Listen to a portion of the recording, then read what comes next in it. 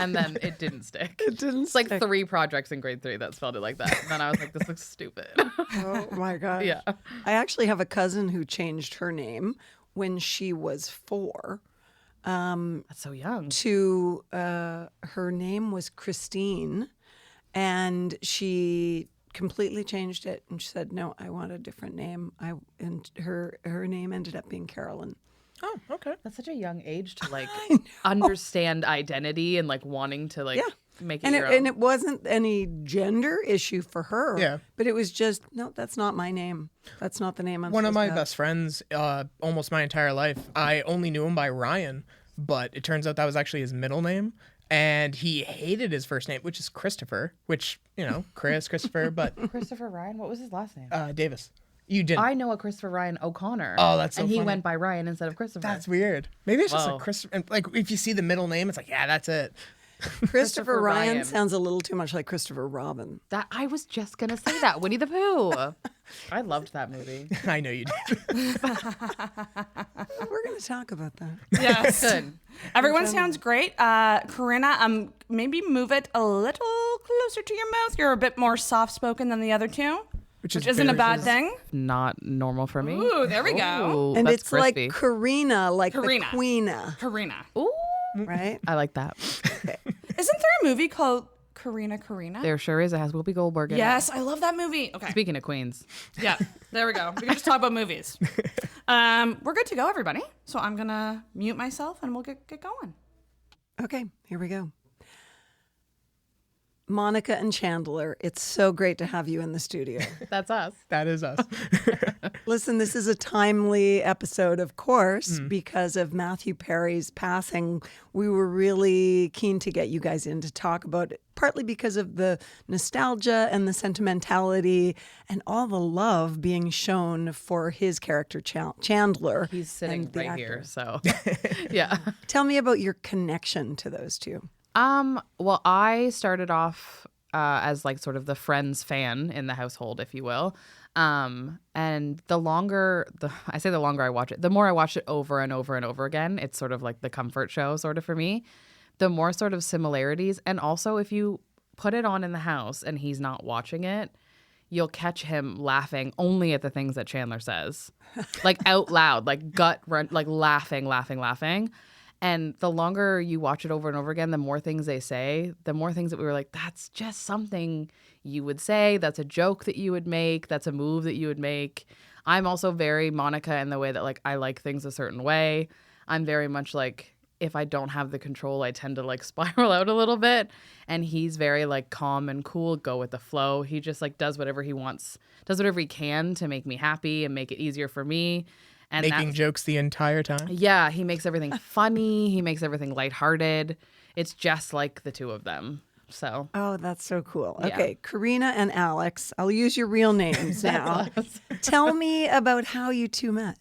I started working at the movie theater in Bayers Lake when I was 16. It was my first job back in, oh God, that's so long ago, 2009. And then 3 years later, he got a job there. So we were just coworkers for kind of the longest time, just sort of, hey, you want to pick up my shift? And then he got promoted because he's ambitious like that. Yes. So you were just friends at first. Yeah. Honestly, for the longest time, that's really all it was Yeah. coworkers, that person who, took my shift that one time. It was nothing, and I don't mean no offense, but it was nothing special at the moment. We also spent a lot of time in separate positions. Like you really focused your energy on the concessions portion. And as soon as I was able to get out of there, I was. So we spent a lot of time sort of separate in the building. But yeah, tell them what you thought of me when you first met me. Tell them how scary I was. I love that she's asking the questions now. Look, I'm just going to sit back Go and tell them what you wanted to Wow. tell them about how scary I was. Karina could be very scary, especially to new people. When you don't know Karina yet, she becomes very standoffish, especially with quote unquote new people to the role. So the very first time I actually ever had to interact with Karina, Was it the birthday party? it was a birthday party. I ran the birthday party program for a portion of time at the movie theater. Okay. It was some busy Saturday morning, and me and a couple other newbies had to ask the birthday party coordinator for something. I can't remember what it was. And we were all like, I'm not going to talk to her. No, I don't want to do that. Look, she's already mad. You really have to become this sort of persona when you have like 40 children that you're sort of semi-responsible for. You have to make sure they get their pizza on time and their kids' packs on time and their reserved seating, and their parents are sort of like, what do I do? So I drew the short end of the stick and I went up, and I can't remember what I asked you for, but it was something. And something about pizzas, like how many did I need or something? I don't know. But whatever it was, I was politely told to go away. So I was really busy. Okay, forget coordinator. She's the birthday party queen. Yes. Don't bother the queen when she's birthday partying. That was kind of the vibe that transcended across the whole building. Yeah. I'm very sorry. It all worked out. So Well, clearly you got over that first impression. Yes. Yeah. So was one of the things that brought you together an interest in film and television? I think that was sort of just a coincidence that came with both of us getting that job. Mm-hmm. I was super into film when I was a kid. My dad's a huge movie buff. Shout out to him. So I've kind of always had a love of like film and theater and performance. And then it was kind of just the job I got first when I turned 16. And it just sort of coincidentally sort of lined up with all these other interests in like my life. It was more of just like a friend group that sort of formed within, especially a building that big. There's like 100 staff at a time there. Well, there was in a pre-COVID world. So there's all these little like cliques and groups that sort of like pair off and like group off and stuff. And he became a part of a really big sort of popular one. I was just kind of there to work and get free movie tickets, but I sort of inserted myself into that group at one point to. And I was on the other end of that. I, from the time I was a teenager, I became so infatuated with film and television that when the opportunity of working at a movie theater came up, I jumped on the chance to. And yeah, as Corina was saying, it just kind of so happened that once you get involved with, 100 different people that you're working with, you start finding people that have the similar interests and things. So you do eventually kind of break off, and you cling to these people that make this minimum wage job so much easier to handle. So when did you start clinging to each other?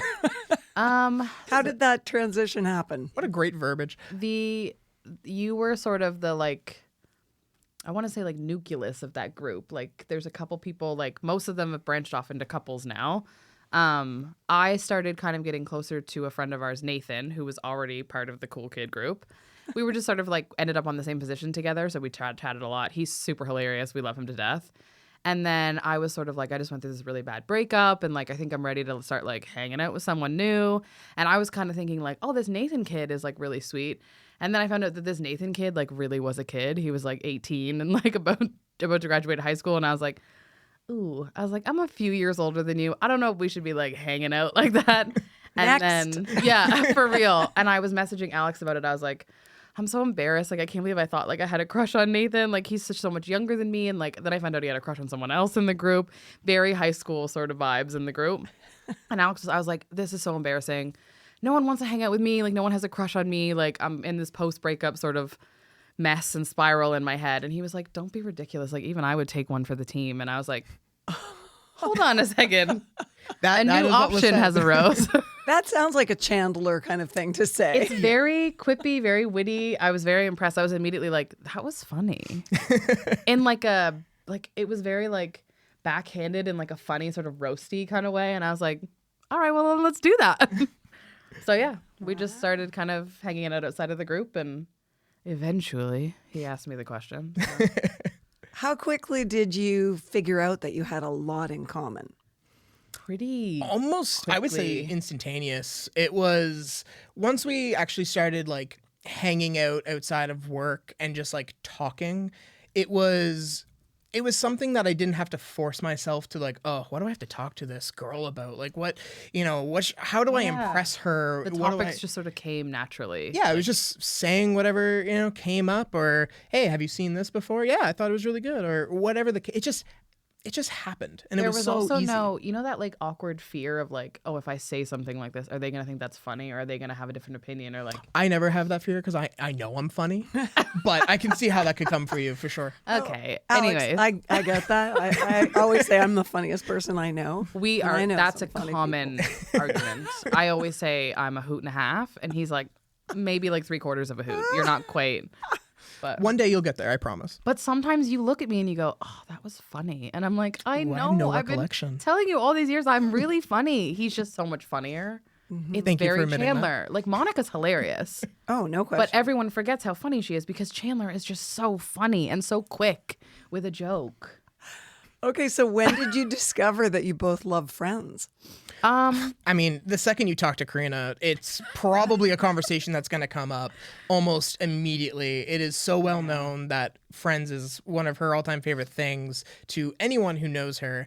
I don't know. We probably lasted about 10 minutes before you brought it up the first time we really started talking. And I grew up watching it with my family as well. I remember even watching like the last few episodes live. So Yeah. I was a fan of the franchise for sure, but it was definitely, wasn't something that a teenage or even young adult me really cared about anymore. I was more into more serious film and television. Drama critic over here. All those things. Breaking Bad was so good. Why would I pay attention to Friends? Funny sitcoms are good quality too. And it wasn't until that we really got together and after our, I don't know, probably 10th or 11th rewatch that I really just kind of was like, that's me. Like I'm watching me on that TV right Like now. I would finish Chandler's sentences and I wouldn't know what he was going to say, but I'd be like, oh, like that's what I would have said. Like that is how I would have reacted. There was I want to say 2 to 3 year period where it was just on the TV anywhere in the house at all times. Is that period still ongoing? sorry. Or? I haven't picked it up since the news of Matthew Perry yet. Yeah. I'm still like sort of struggling with that sort of sadness about it. So I haven't like watched it. I've been like other sitcom comfort shows to like kind of get me through until I'm ready to do so. But yeah, there was a period of time where like if we were doing the dishes or folding laundry or just doing a full day of chores, it's just that was what was on the TV.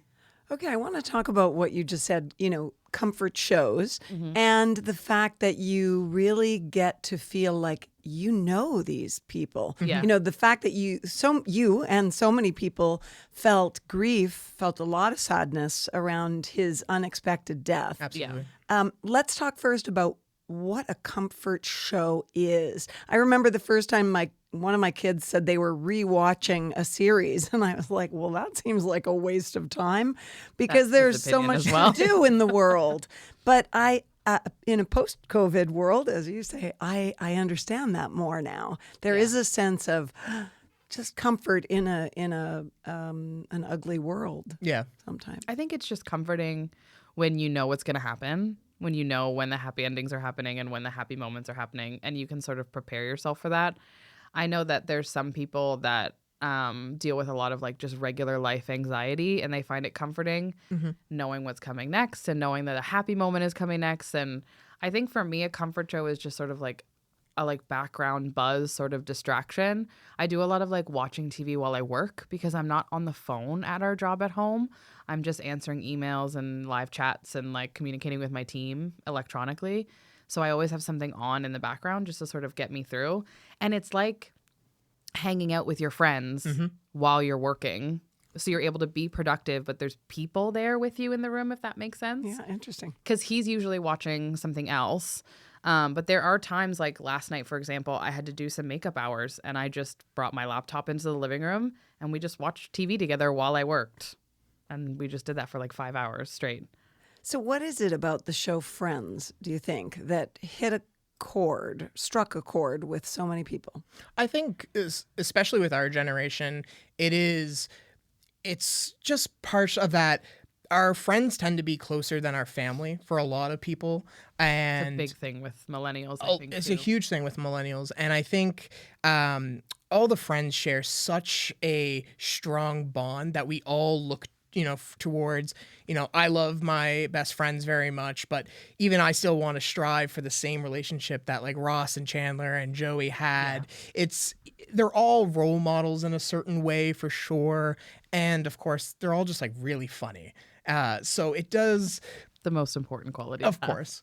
So it just adds, I think, to the overall just feel goodness of the show is all of these different characters coming together. You can kind of relate to some, where I'll look at Chandler. I know a few friends of ours will say, well, I relate more to Ross and I find his stuff more funny. And you can kind of just pick and choose, and it doesn't necessarily even have to be Friends. There's so many good shows out nowadays that I find a lot of our generation goes back and watches and can kind of just pinpoint certain characters and moments that they can really relate to and feel themselves on the screen. I think with Friends specifically too, our generation specifically, like millennial generation, we sort of got to watch them grow up. Like the age that they are in the first season is like 25. Yeah. So like we have a best friend who just turned 25. So I always joke, I'm like, okay, so you're in your season 1 and I'm about to be in my season like 7-ish, 8, because Monica and Chandler, that's when they get engaged and get married and stuff.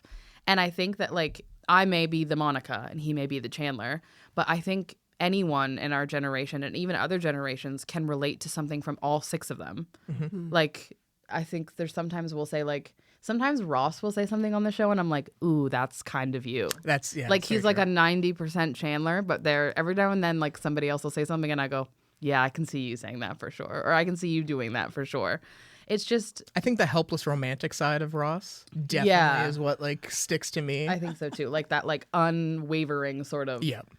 one angle, one woman all the time, like a sort of loyalty. Yeah. 100%. Yeah. And do you find yourself looking at your friends and people you meet and slotting them into one of the 6 yeah, categories? 100%. Yeah. My best friend, Evelyn, well, I always say that she's the Rachel, I'm the Monica. And then we have another friend and I'm like, yeah, she's got to be our Phoebe then, I guess. We do it all the time. It's very easy when you've watched the show 20 times, you know those characters sort of inside and out. So you can recognize pretty quick who's who. What did you love about Matthew Perry? Honestly, so much. He just listened to his autobiography, the audiobook. He listened to it while he worked for a couple of nights.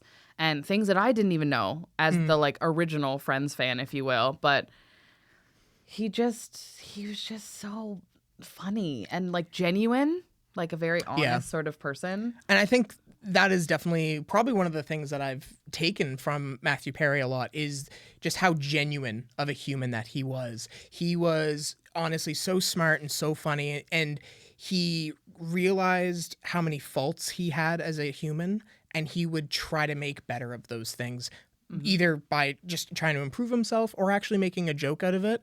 And I'm going to be real honest, that is probably what I do too. No one is perfect, and I tend to definitely make fun of myself a lot in those aspects. And like self-deprecating sort of humor can be really like uplifting. Yeah. You know what I mean? And I think, when you look at not just Chandler Bing, but almost all of his roles, that's just who he was. And even listening to his audiobook, which was absolutely incredible, it was all narrated by him. Recommend. It was just so uplifting, even when he was telling horrific stories about how, he, almost passed away right at the beginning of COVID. And even though he's telling these awful stories that, like, if I was to tell someone, it would be, I'd be getting sympathy cards, I'm laughing. Because just the way that he delivers these lines and not, about his own life, it's just, he has this natural charisma that I think, I don't know if it's ever going to be duplicated, but knock on wood, I know I'm personally trying my best. Did it surprise you when it was revealed to the world by him that he had suffered from this extreme anxiety? Not at all.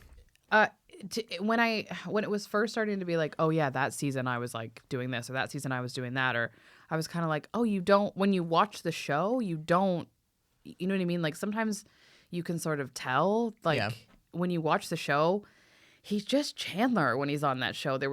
I didn't see any implication that like he was struggling with the job or with like I know that in the reunion that they did on Crave, he talked about, oh, like if I didn't get a laugh out of them, I was like, I spiraled for like the rest of the night. And I was like, but you're so like, they're so funny. Like I can't picture him not getting a laugh. Yeah, you know he what actually said, I know this because I quoted it in my book. He said, and if I didn't get a laugh, I thought I might die. Yep. Like he thought he would die if the audience didn't laugh because he was responsible for bringing that big oomph in for humor.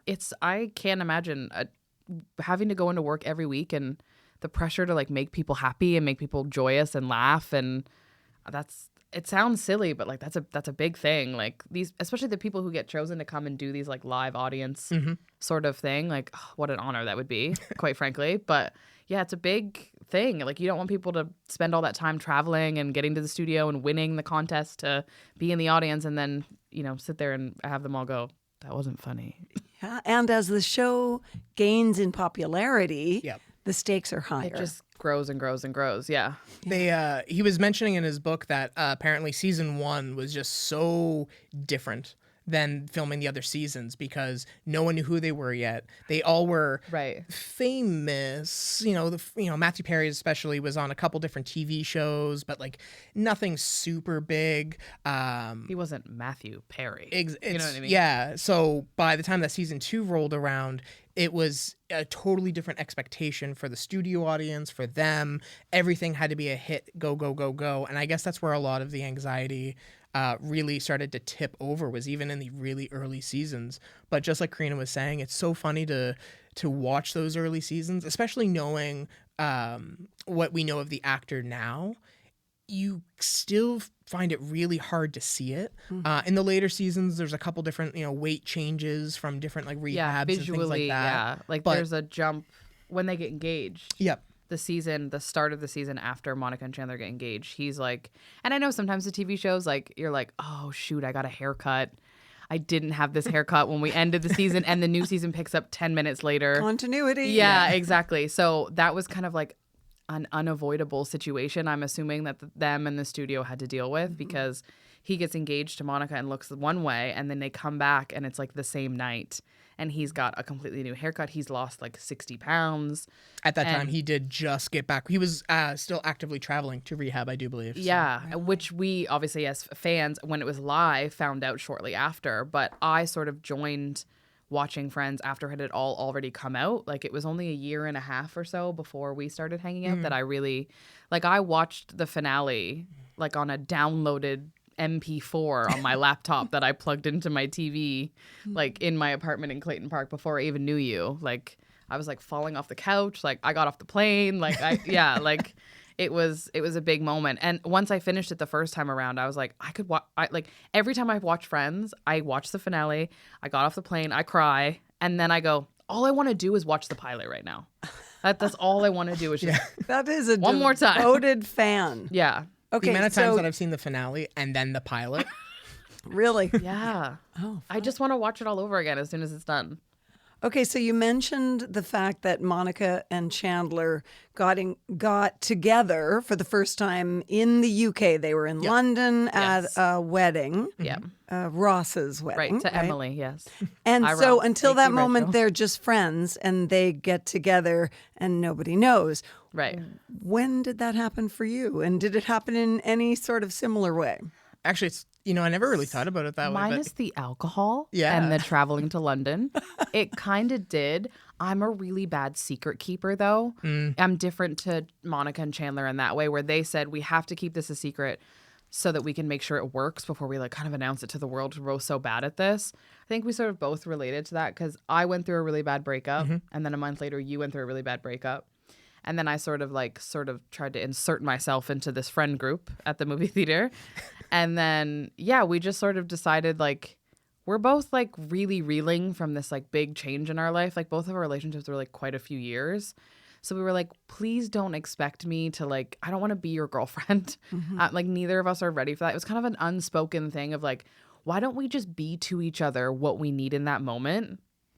Whether that's hanging out, whether that's hanging out as adults, whether that's just like going to a movie together with our free tickets or just like hanging out with our group, like whatever it is, like just sort of like go with it as it feels correct. And it just sort of eventually was like, well, I not only inserted myself into the friend group, I sort of inserted myself into his home and his life as well. I think we were... I don't know how long it would have been into the hangout phase, but we were definitely at a certain point where my roommate at the time looked at me and said, "Hey, Alex, Karina lives with us, right? And I was like, what do you mean? I have my own apartment, by the way. I live alone at this time. I was like, what do you mean? Like, I know she's here all 5-6 nights a week, but she doesn't live with us. It wasn't 5 or 6 nights. And he's like, Alex, do you have a hair straightener? No, I guess I don't. He's like, do you know that she has a drawer in your where you put your? I'm like, that's ridiculous. And he showed me, because I don't know how he knew, but he showed me, and I went, oh. He's like, yeah, you have Devin a girlfriend. opened the bottom drawer of his dresser, and there's like a silk nightgown and like an extra Cineplex uniform in my size, and Devin was like, these aren't your clothes. And Alex was like, but it's my dresser. And Devin was like, I know. And was he saying, when does she start paying rent? I mean, I'm pretty sure that was an underlining reason for the conversation. Should we start sending her invoices? But it's so funny because even though that we were, hanging out as adults. Okay, this is a new euphemism for the Canadian love map. Hanging out as adults. Thank you. I love that. But I'd never thought of you that way. It was never something that crossed my mind until my roommate had that conversation with me of like, yeah, you have a girlfriend. We were just doing what we were doing, and like it was a whole year. Like June of 2015 is when we started hanging out as adults, and then it was a whole year later, and we were hanging out as adults with other people in the meantime. Oh, well, that may not be G-rated for this podcast.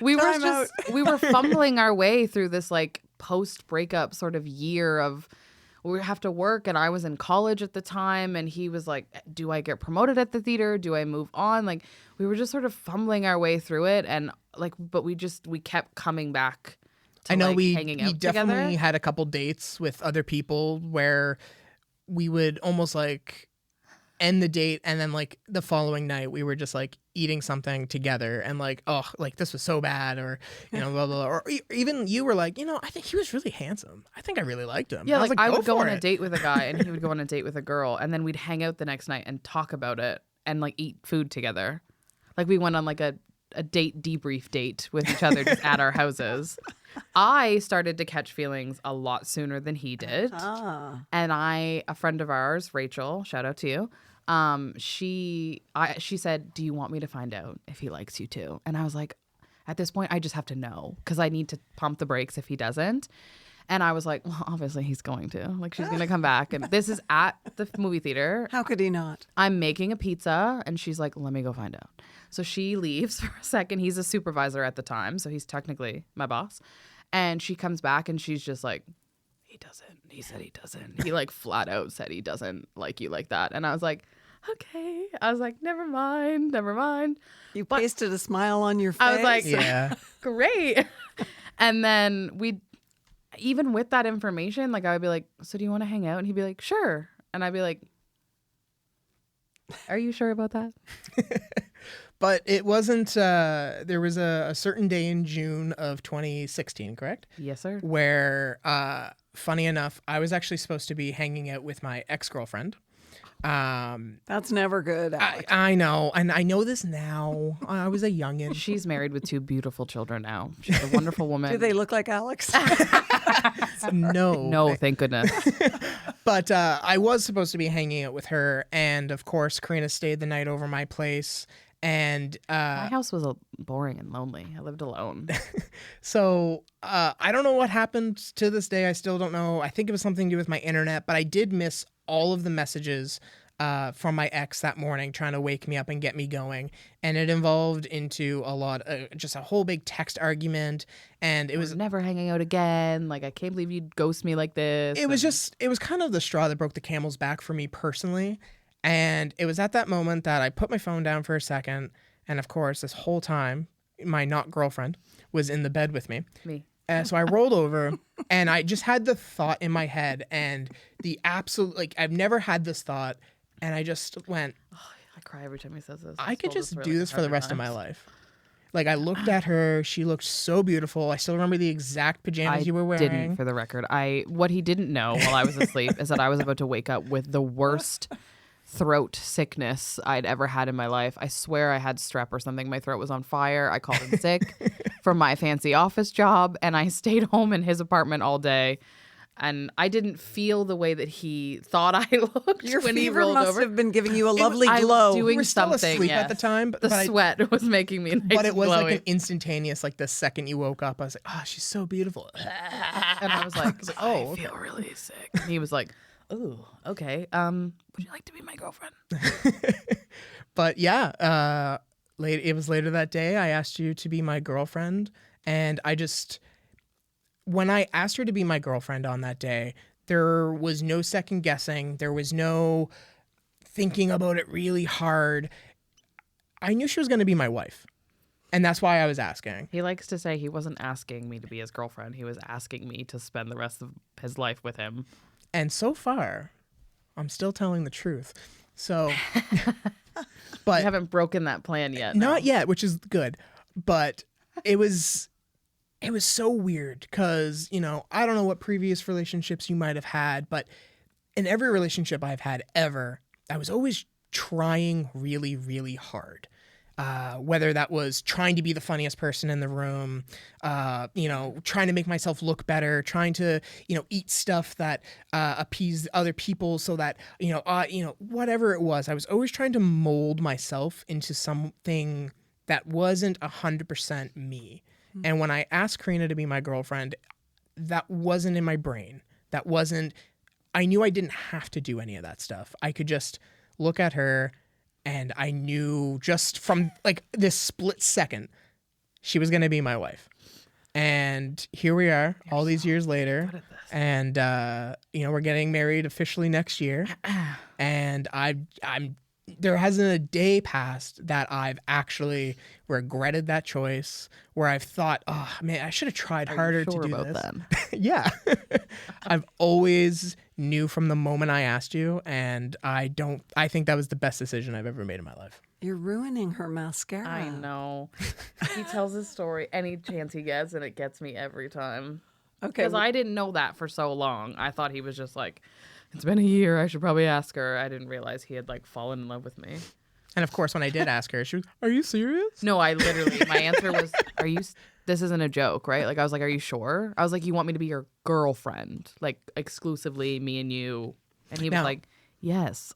I don't even know if you remember this, but when I did ask you, I technically asked you in a movie fashion. It was just not one of your favorite movies. I asked you to be my girlfriend the same way that Rocky Balboa proposed to Adrian in Rocky 2. Adrian. What are you doing for the next, I said 80 years because I figured we'd last a little bit longer than they did. But Obviously. Exactly. So I said, hey, what are you doing for the next 80 years of your life? And you went, what? And I went, all right, fair I was enough. so confused. I was like hopped up on Dayquil and like too much soup. And I was like, what's happening? I was like, are you sure? Are you sure? And he was like, can you just give me, like, say yes or no? And I was like, yes. Oh, that's hilarious. Yeah. And wait a sec, there was also a TV theme when you asked the next big question. Very much And so. of course, it was Friends related. Unlimited brownie points for the rest of his life. Really? I don't know if you remember what Chandler and Monica's proposal is like. It's sort of, he's trying to throw her off track, making her think he's not interested in marriage at all, so that when he does get down on one knee with this beautiful ring, she's not expecting it at all. That backfires on him. She tries to run back to Richard, et cetera, et cetera.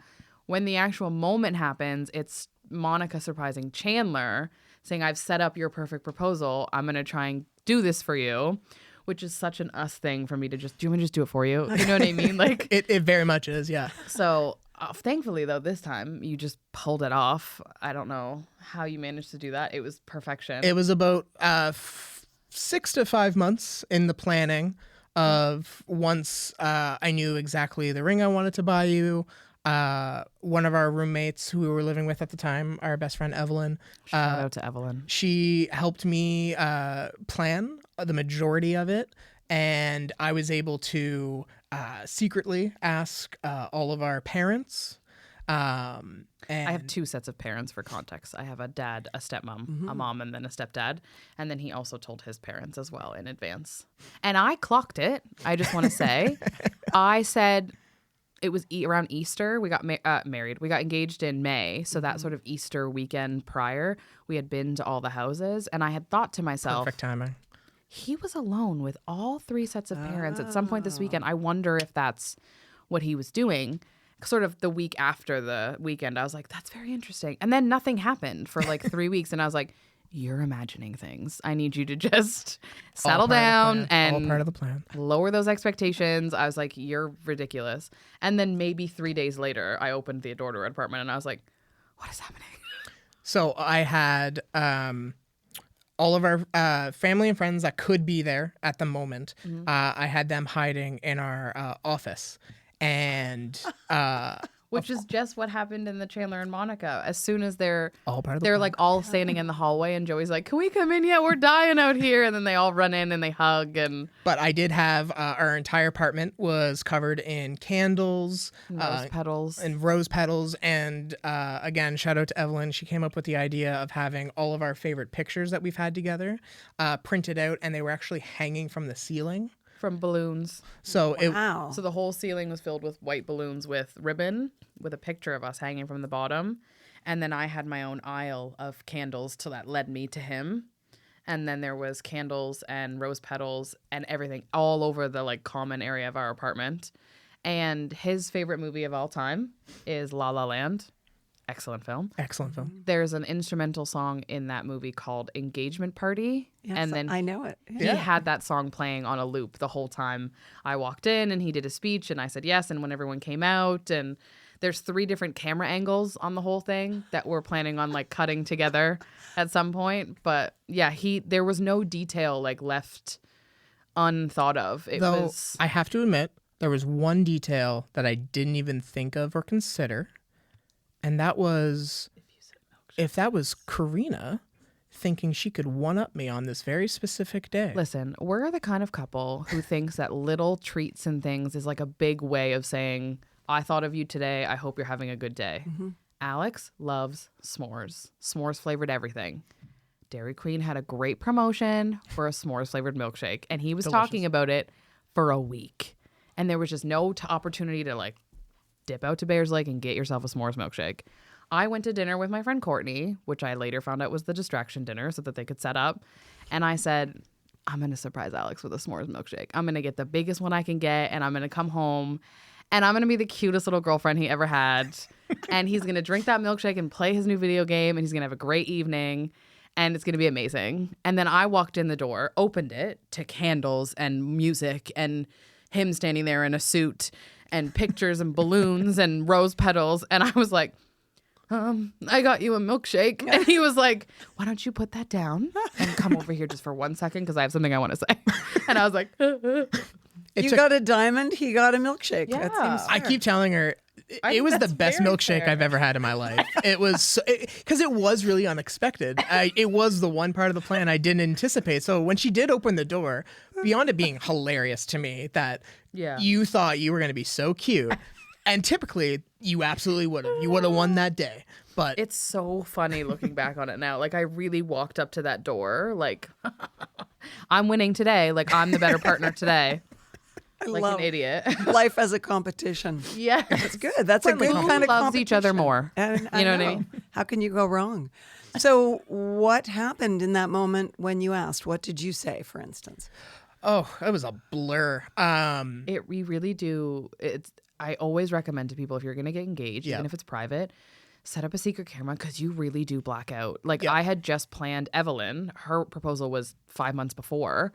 And I did the same thing. I set up a secret camera, and then afterwards I was like, so how was it? And she was like, I have no idea what just happened. And I was like, it's okay, I have a video. We'll watch it later. She's like, I know that he asked and I know that I said yes, and I think that's all that's important. And I was like, you got it. All of our friends were like, so like, do you know exactly what you're going to say? And I'm like, guys, it's me. Of course I know what I'm going to say. It's fine.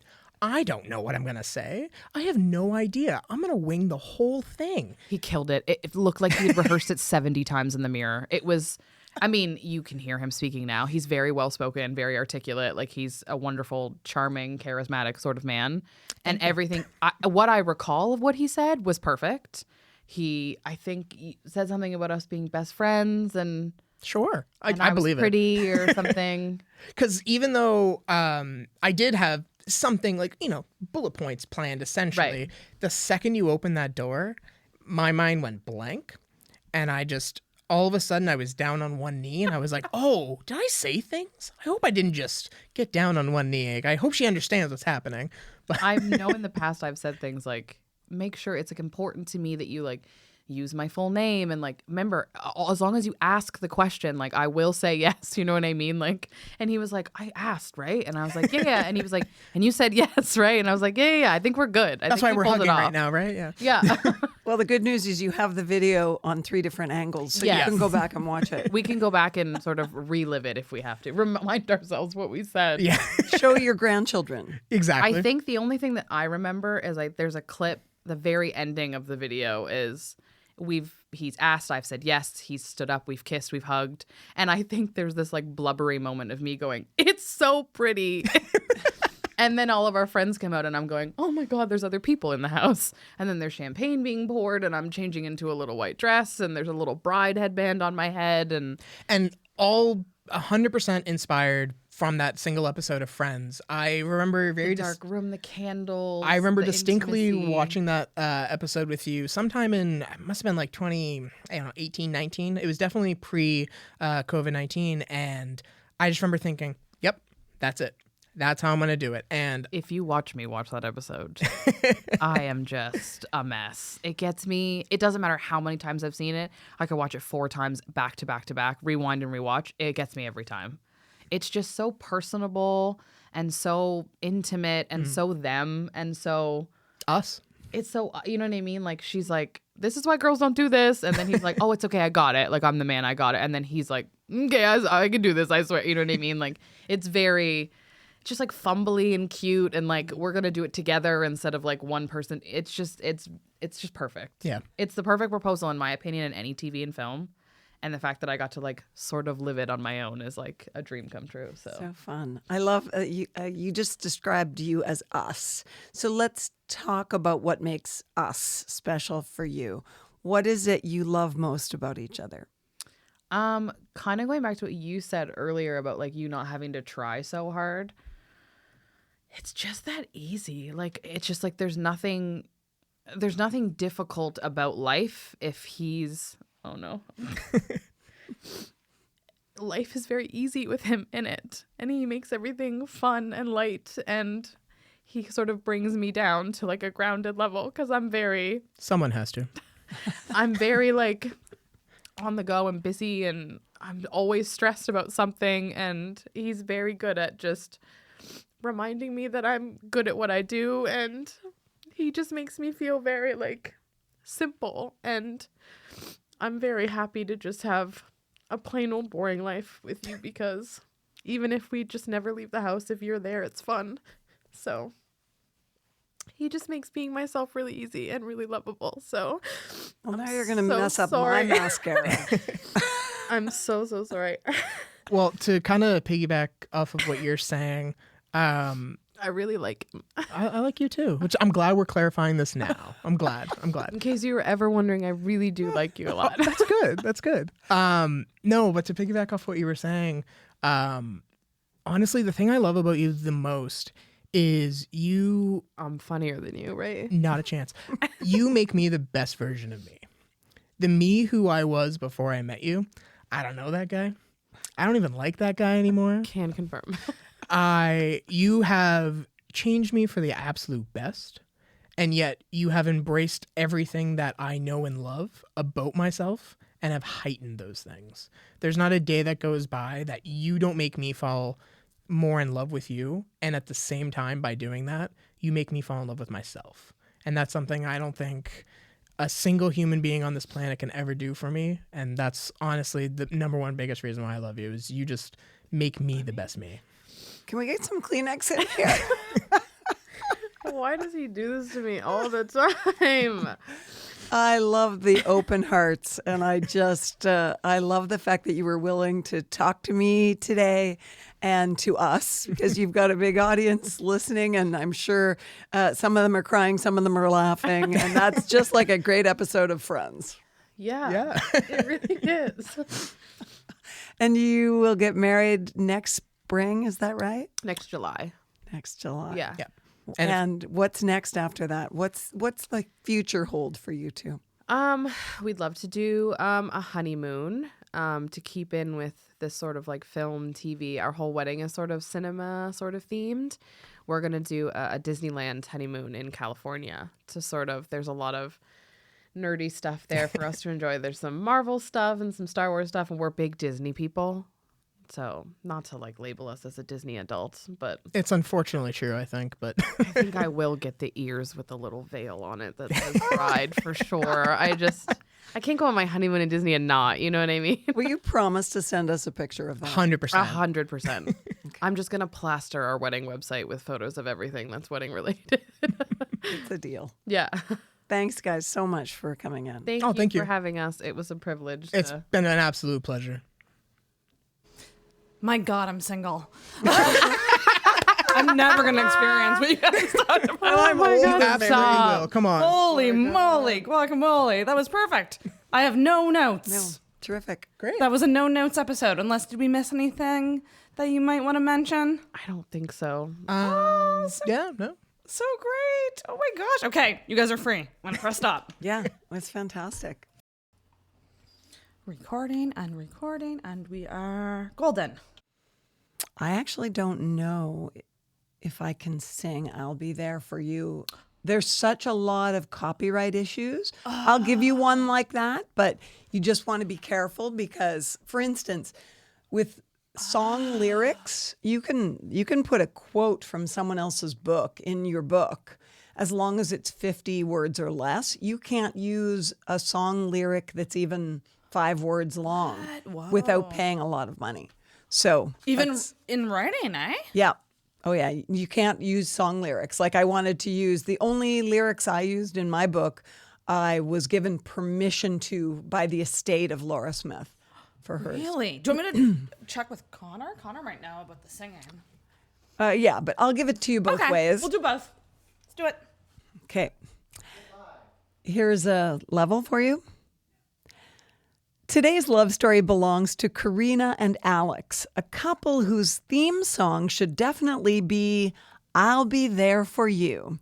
This couple, who plan to get hitched in a movie theater, have a shared love of film and TV, and the show Friends plays a starring role in their lives. This is the Canadian Love Map. Did you say plan or planned? Plan. Okay. I wasn't sure. Yep. Let's try it one more time.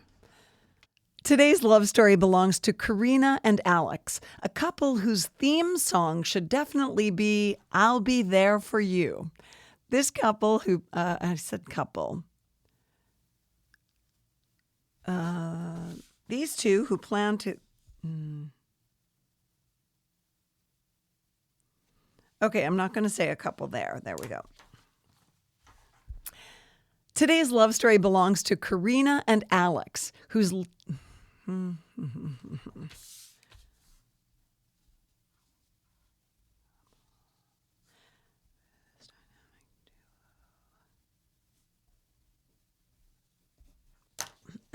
Okay. Today's love story belongs to Corina and Alex, a couple whose theme song should be I'll Be There For You. This dynamic duo, who plan to get hitched in a movie theater, have a shared love of film and TV, and the show Friends plays a starring role in their lives. This is the Canadian Love Map. We got it. That's it. Okay, and I'll do it one more time where I'll sing that. Yeah, let's do it. Today's love story belongs to Corina and Alex, a couple whose theme song should really be I'll Be There For You. This dynamic duo plan to get hitched in a movie theater because they have a shared love of film and TV, and the show Friends plays a starring role in their lives. This is the Canadian Love Map. Oh, I hope we can use that one. That's so Okay, I'm a bad singer. No, that's great.